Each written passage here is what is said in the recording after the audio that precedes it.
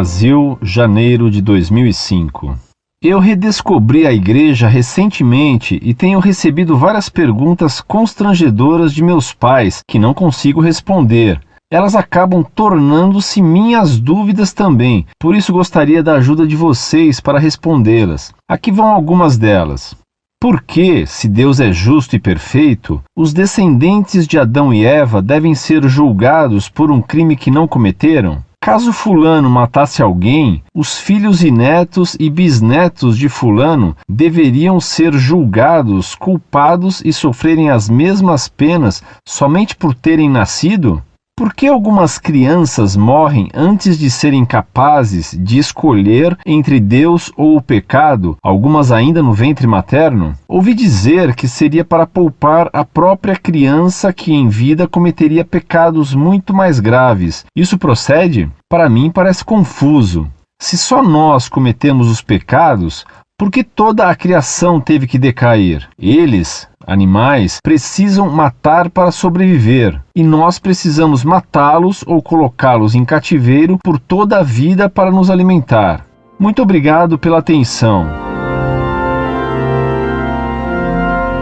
Meu caro, salve Maria. Sua primeira pergunta é sobre a justiça de Deus na questão do pecado original. Deus não nos responsabiliza nem nos pune pessoalmente pelo pecado original de Adão e Eva. Todos os homens nascem com o pecado original, mas nenhum homem é punido pessoalmente por esse pecado que foi só de Adão e Eva. Ninguém vai ao inferno por ter o pecado original, pois que ele não é de responsabilidade pessoal. Se Deus punisse com o inferno alguém pelo pecado de Adão e Eva, evidentemente seria uma injustiça. O pecado original foi de Adão, pessoalmente. Ocorre, porém, que com esse pecado, Adão danificou a natureza humana. E como ele era a fonte de toda a humanidade, ele nos transmitiu não a culpa do pecado, mas apenas uma natureza danificada pelo pecado. Por isso, ninguém confessa ser culpado do pecado original, que é só de Adão. Você imagine um homem que adquira AIDS ao cometer um pecado.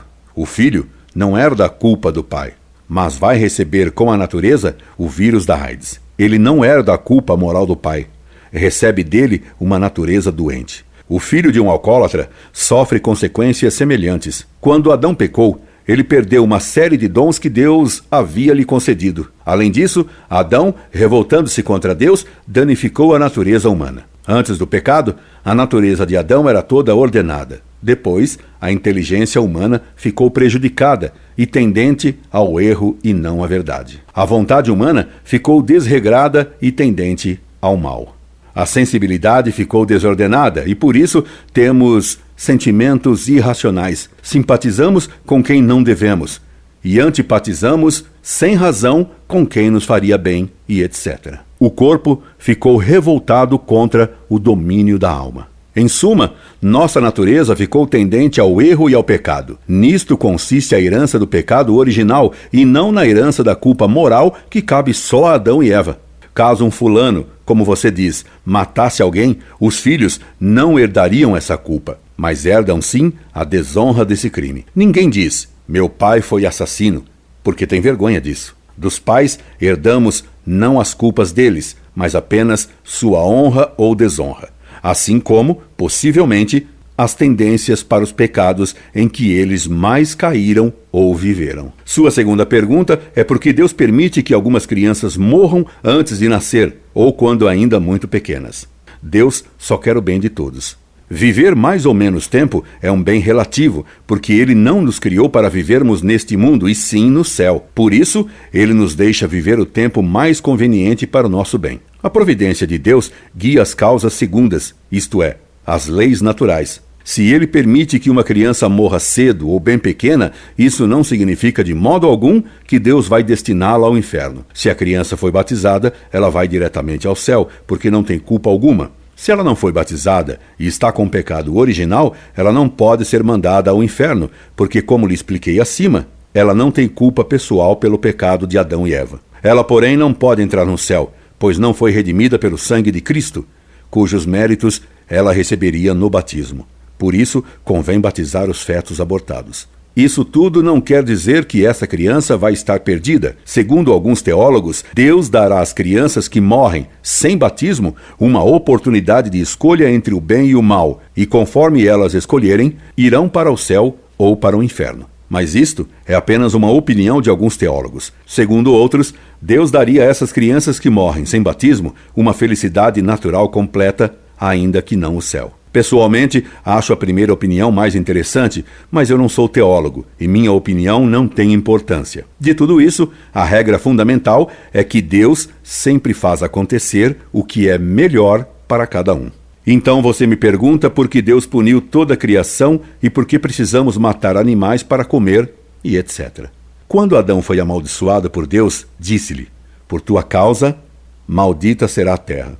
Tanto Deus ama o homem que, para poupá-lo, desviou parte do mal dele, fazendo que a terra, para produzir, devesse ser cultivada, e que, naturalmente, ela não produza cafezais e trigais, que o homem tem que cultivar com trabalho e suor.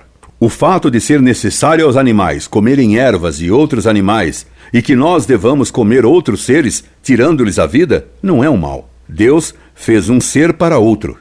O sol é que permite a vida na terra. A terra sustenta as plantas. Estas sustentam os animais que se entre sustentam e nos sustentam. Por que ele fez assim? Para nos mostrar que devemos servir uns aos outros. André me pergunta, eu lhe respondo. André, com a resposta, vai ajudar a outro. E assim por diante. Nós existimos uns para os outros e todos para Deus. Deus que se fez nosso servo a ponto de lavar os pés dos apóstolos, que nos lava as culpas com seu sangue derramado por nós na cruz. Deus que nos dá seu próprio corpo como comida e seu sangue como bebida. Deus que nos dá inteligência para ver a verdade e para amá-la. Deus que quer se nos dar eternamente no céu. É no coração dele que espero, um dia, estarmos todos reunidos. É por isso que concluo escrevendo: Incorde Jesus Semper, para sempre, Orlando Fedeli.